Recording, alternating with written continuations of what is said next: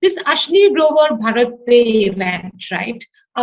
It sort of links the responses all three of you have made, right? From what Suresh said about self-inflicted, event risks or self-inflicted uncertainties or crises, to what you're saying is that there's nowhere to hide. What do you think this incident speaks of? The collapse of what within a company when the leader of that company is caught in this very, very strange, difficult, ugly situation? Yeah, Menaka, I feel that at some level, long time ago, one of my colleagues gave me great advice. He said, Kunal, never speak ill of someone. Definitely don't speak ill of someone in front of other people, and definitely don't do it on the phone, right? And I think if sometimes you just follow very basic, very, very, very basic, guidance like that, where you just have simple, polite conversations with everyone, explain your position, explain your displeasure with the situation if you have any.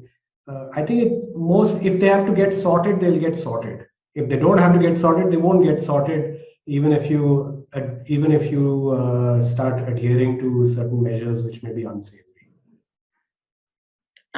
Okay, I'm not trying to personally judge the person involved here. Who are we to judge? What I'm trying to understand is that something has gone wrong here, that every check and balance that would have applied to a business leader seems to have failed. Let me take that same very question to Suresh and to Ritesh. Suresh, would you like to sort of diagnose the situation for us, saying, what do you think collapsed here? Why do you think that they ended up in the situation where they are today? Look, I know it's not my task, and neither is it my style to excoriate anybody. So therefore, not the individual. I'm trying to understand the process. Yeah, I think for me, in my experience, Nileka, one thing I've seen is in any crisis that is created, that happens, at least half of the crisis is because of you. And there are 3 or 4 things that are important in personal leadership. So sorry, did you say, sir, because of you, as in the individual involved? Because of you as the individual, and I think we don't talk as much about it, or maybe now the conversations are becoming more important. But at the pivotal leadership level, purpose and values have never become as important as they are today. Okay. Whether it is the purpose of the organization or the values of dignity, of respect. One of the things that Kunal talked about his friend giving him that advice. I can quote to you from Kabir, who's I'm a great fan of Kabir, and Kabir said, "Aisi bani boliye, मन का आपा खोए, औरन को शीतल करे, आपू शीतल होए." Speak the language, speak the words that not only make you happy, but it also makes the listener happy. And I think in this world of very shrill rhetoric, where valuation is more important than value, we are descending into this kind of behavior, which then pivots into, this is what I call conviction. So the conviction of a leader translates into a corporate structure, because then the structures are created in order to meet this particular conviction of the leader. It then leads to a culture, the culture at the board, the culture of the management, the culture of the employees of the company. And then ultimately, this completely negates the competence that the company has built up. So I call it the 4 C's: conviction, corporate structure, culture, and competence. And if you look at the root of any of the crises that we face of leadership, it all begins with a personal moment where you snap.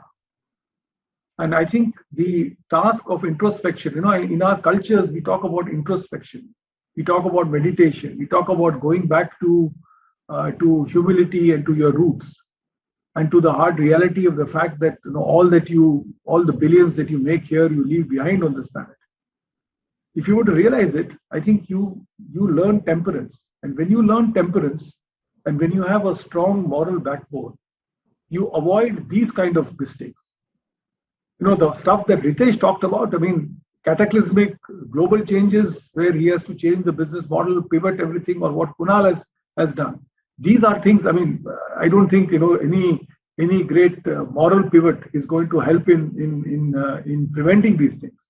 But these kind of events, I mean, ultimately, leadership and you, and I've read somewhere, Menaka, leadership is not about leading others. It is about being confident in yourself. Okay. When you are less confident about yourself, you manifest yourself in behaviors and actions that are detrimental to the interests of others. But when you are confident about yourself, and when you are not trying to show that you are larger than life, or you're not trying to show that you are bigger than God himself, then temperance comes in. And then you're able to not only face your life well, but you're also able to face a crisis well. So enough of my philosophy. But you used a great word, sir, temperance. I want to take that to Ritesh. Ritesh, that's not something we see very often in the startup world. Entrepreneurs that are applauded for being aggressive, ambitious, betting their lives and the bank on visions, often seem to lack this. And so, again, this is while I'm defining the scope of our conversation. I'm looking at an external event. Who would you hold responsible for, let's say, what's happened right now at Bharat Pay? Is it the individual, in which case then we should not talk about it because we're not sitting here to judge individuals? Do you think there is a corporate board culture process that has failed? Or do you think this is in some ways representative of a breed of startups where temperance is lacking?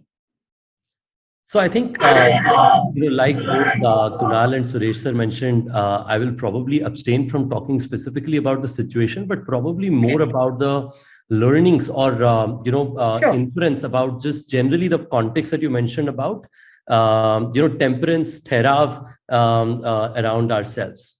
I think, the first bit that is critical to know is that while the startups that there is a lot of this ambition and aggression get more talked about, but reality is there are a large number of startups which have, fairly decent operators as if they could be operating any company.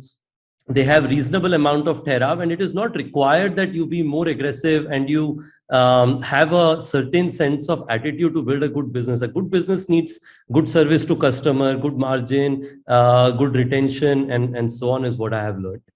Linked to it is the second thing, which is saying that in the new world we live in, the expectation from the leader is dramatically more, right? You're seen as somebody who represent your company, your brand, the values and the purpose, as Suresh sir mentioned. And given that, I think it is just, critical to not just lead by example, but also surround yourself with people who constantly remind you, of challenges. I'll tell you this, our company itself went through significant growth challenges. Yes. So I was at an event, Kunal pulled me at a corner and he said, Ritesh, here are two things I would watch out for. 2 days later, I and our management got together and we do something every 6 months. We call it a reflection session. It's called reflection session, but it's really a cathartic session where everyone is expected to say bad things about what we are not doing well and what we can do better. Okay. It sounds like a tough thing, right? Inspired, actually, I think, if I'm not wrong, again, I shouldn't be calling out his name. Inspired by, actually, I've heard that Mr. O.P. Bhatt used to do this extremely well. At SBI. At State Bank of India. Yes.